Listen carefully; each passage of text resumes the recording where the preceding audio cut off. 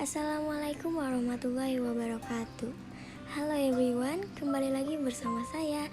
Di sini saya akan menjelaskan tentang mata kuliah akuntansi manajemen dengan judul Pelaporan Segmen, Evaluasi Pusat Investasi, dan Penetapan Harga Transfer, yang dimana dosen pengampunya itu adalah Dr. Gustian Juanda SEMM. Sebelum memulai materi, pertama-tama saya akan memperkenalkan diri dulu.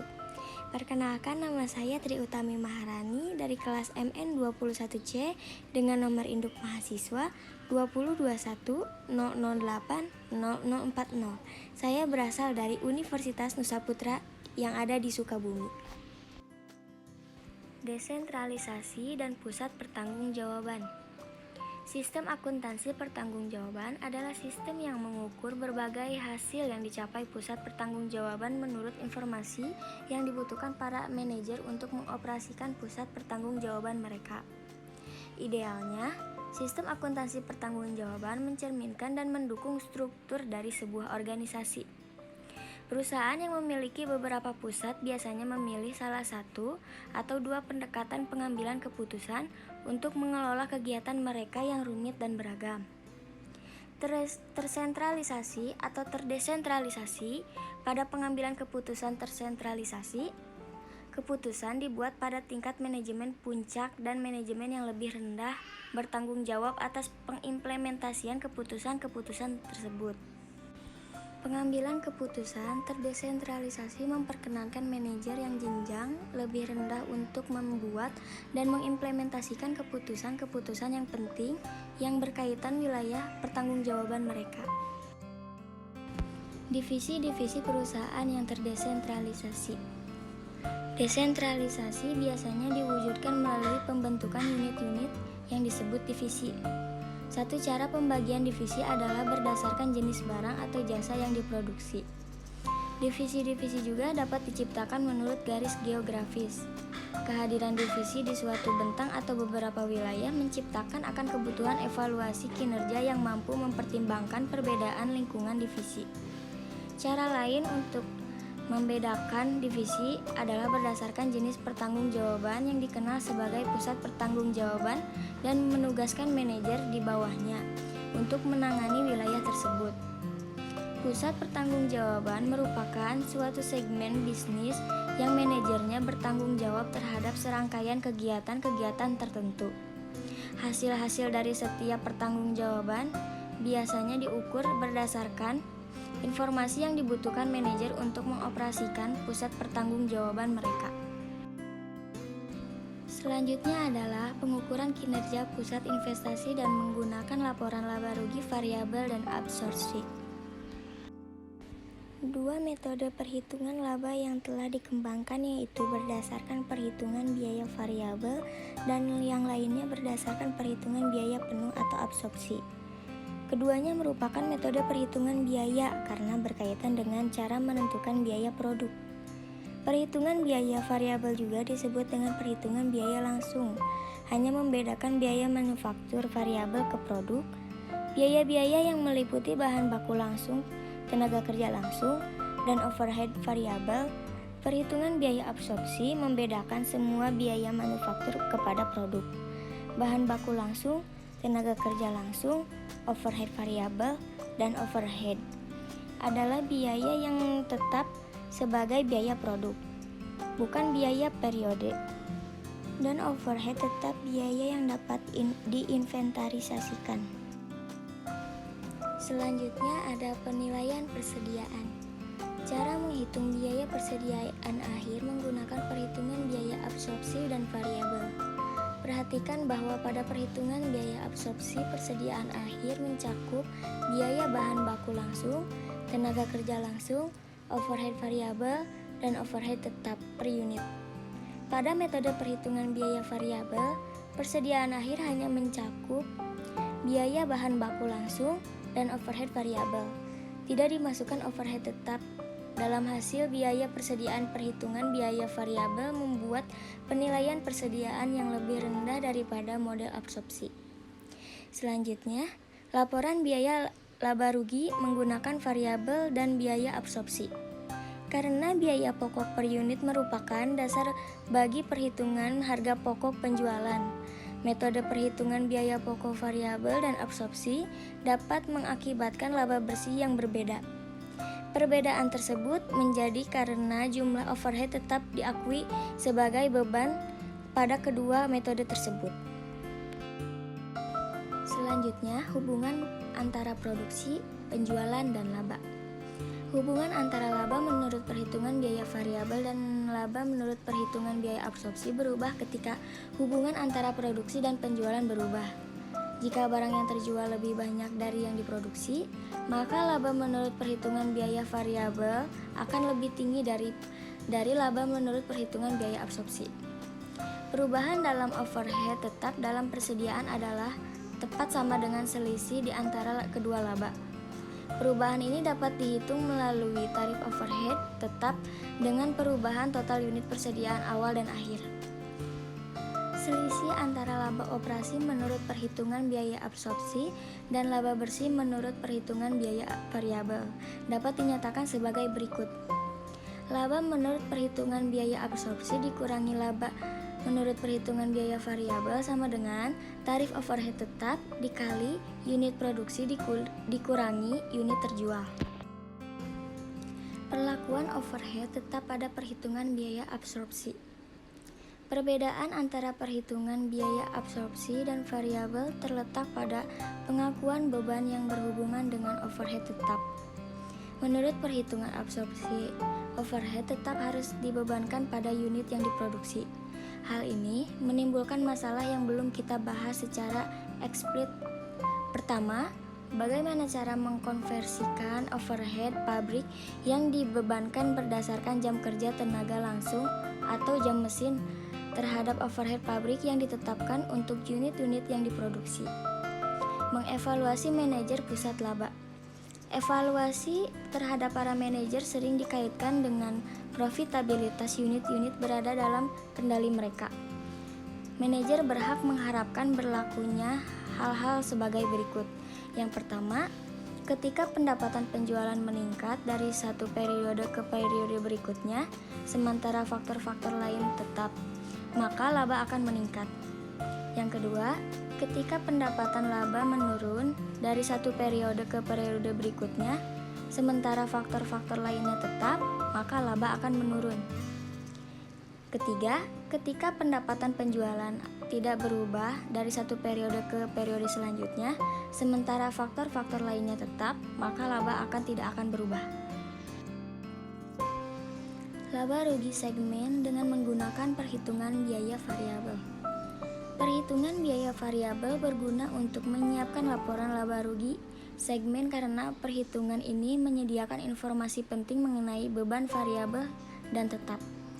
Sebuah segmen adalah subunit dari suatu perusahaan yang cukup penting dalam pembuatan laporan kinerja. Akan tetapi, dalam laporan laba rugi segmen, beban tetap rugi menjadi dua kategori, beban tetap langsung dan beban tetap umum. Beban tetap umum disebabkan oleh dua segmen atau lebih secara bersamaan. Beban ini akan tetap muncul bahkan jika salah satu segmen dihapus.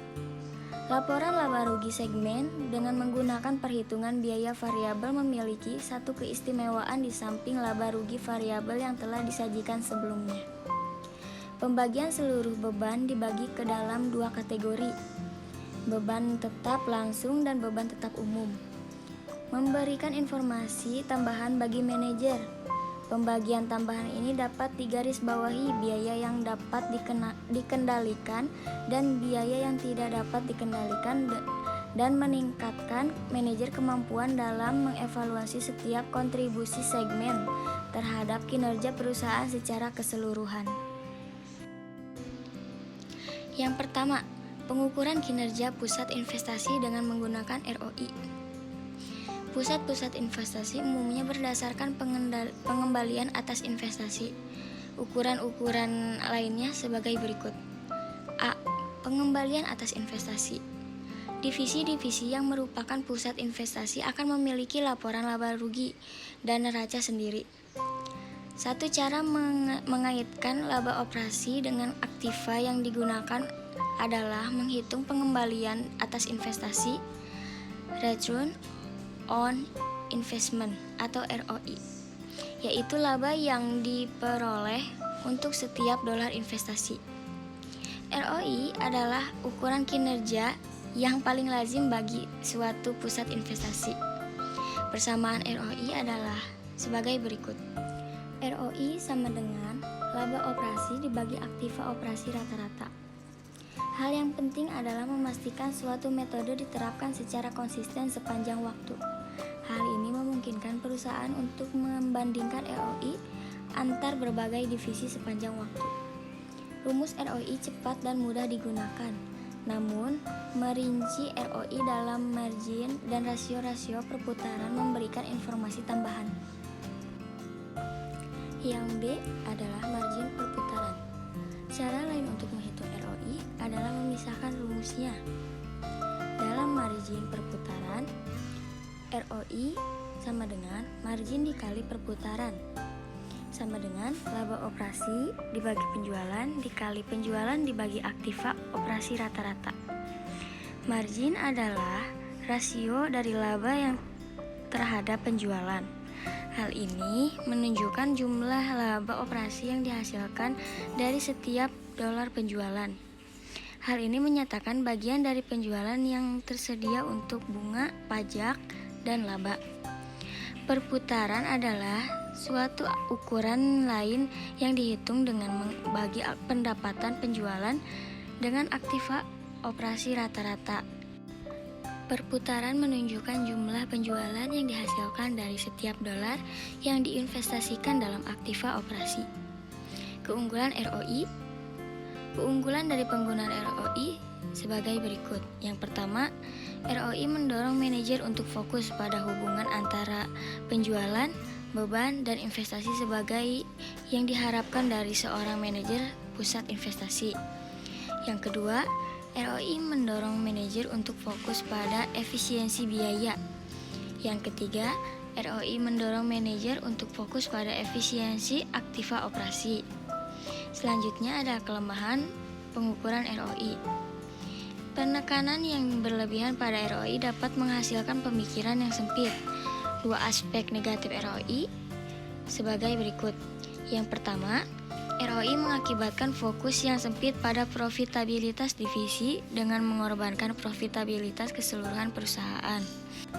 Yang kedua, ROI mendorong para manajer untuk fokus pada kepentingan jangka pendek dengan mengorbankan kepentingan jangka panjang. 2. Mengukur kinerja pusat investasi dengan menggunakan laba residu dan nilai tambah ekonomi.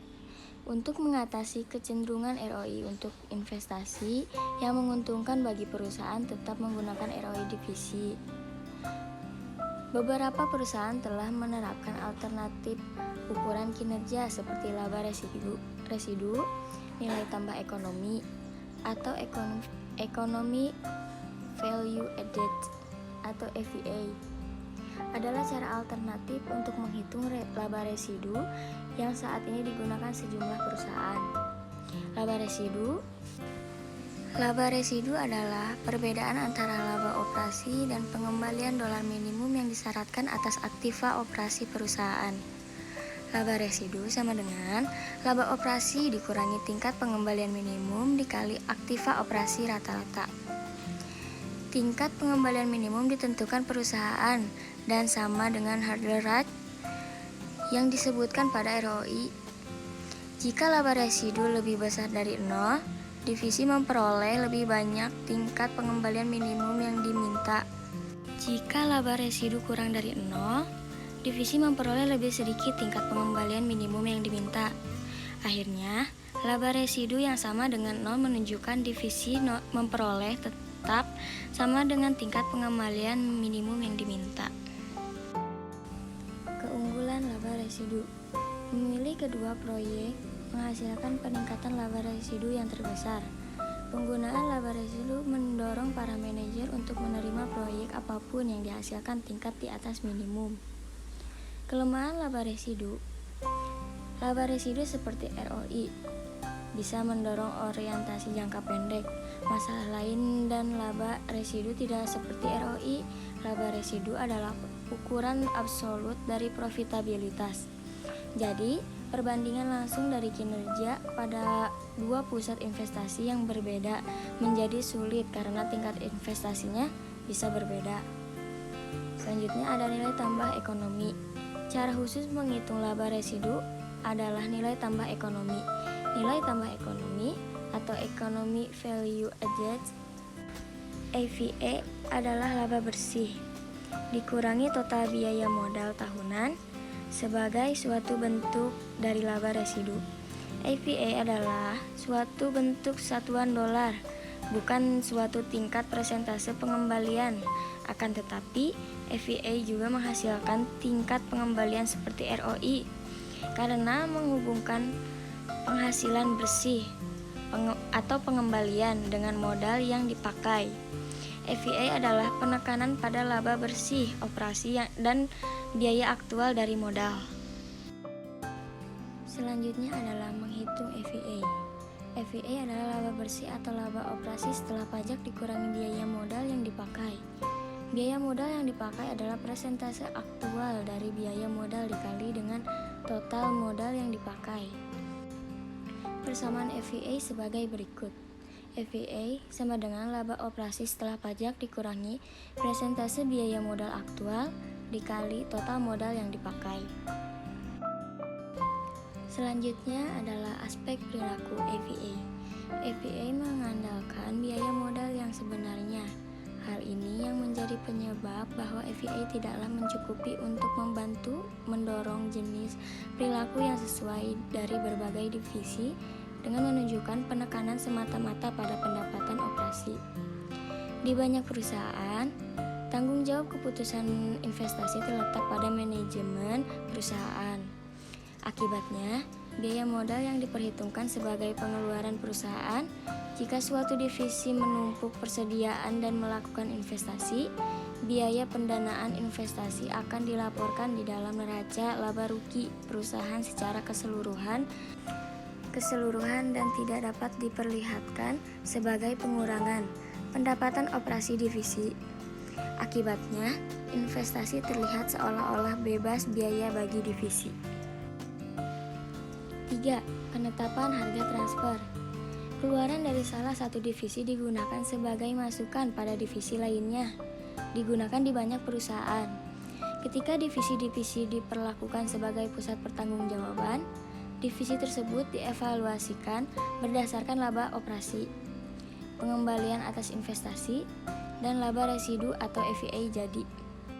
Nilai barang yang ditransfer merupakan pendapatan bagi divisi yang menjual dan biaya bagi divisi yang membeli. Nilai ini atau harga internal disebut harga transfer. Dengan kata lain, harga transfer adalah harga yang dibebankan untuk suatu komponen oleh divisi penjual ada divisi di perusahaan yang sama. Selanjutnya ada dampak penetapan harga transfer terhadap divisi dan perusahaan secara keseluruhan. Ketika suatu divisi dari suatu perusahaan menjual pada divisi lain, kedua divisi tersebut dan perusahaan secara keseluruhan terkena pengaruhnya. Harga yang dikenakan untuk barang yang ditransfer mempengaruhi biaya divisi pembeli dan pendapatan divisi penjual. Artinya, laba kedua divisi tersebut dipengaruhi oleh harga transfer. Selanjutnya adalah kebijakan penetapan harga transfer. Perusahaan yang terdesentralisasi memungkinkan banyak wewenang pengembalian keputusan di tingkat manajemen yang lebih rendah. Hal ini menyebabkan perusahaan yang terdesentralisasi kurang produktif untuk kemudian memutuskan harga transfer aktual antara dua divisi. Akibatnya, manajemen memuncak menetapkan kebijakan penetapan harga transfer, tetapi divisi boleh memutuskan untuk menyetujui transfer tersebut atau tidak. Harga-harga minimum dan maksimum tersebut sesuai dengan biaya peluang transfer internal. Harga-harga ini yang ditetapkan di setiap divisi sebagai berikut. Yang pertama, Harga transfer minimum adalah harga transfer yang akan membuat keadaan divisi penjual tidak menjadi lebih buruk jika barang dijual pada divisi internal daripada dijual pada pihak luar. Disebut batas bawah atau floor dari tentang penawaran.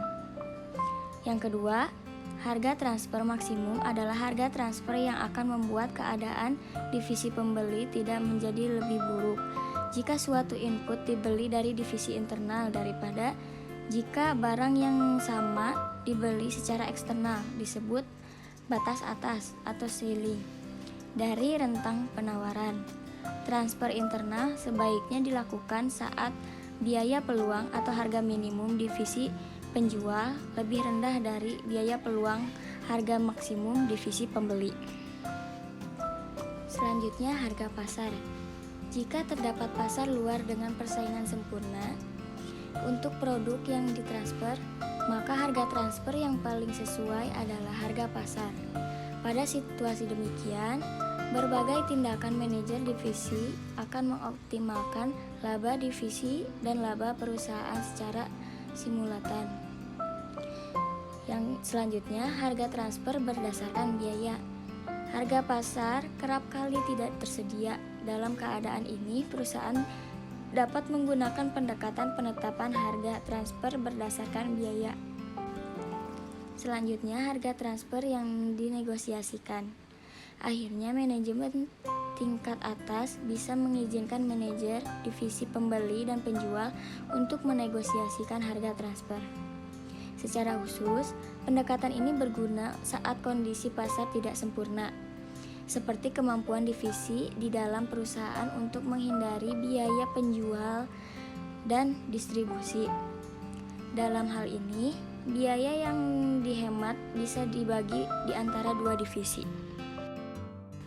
Cukup sekian yang dapat saya sampaikan. Maaf apabila ada kesalahan dalam tutur kata. Thank you for watching. Assalamualaikum warahmatullahi wabarakatuh.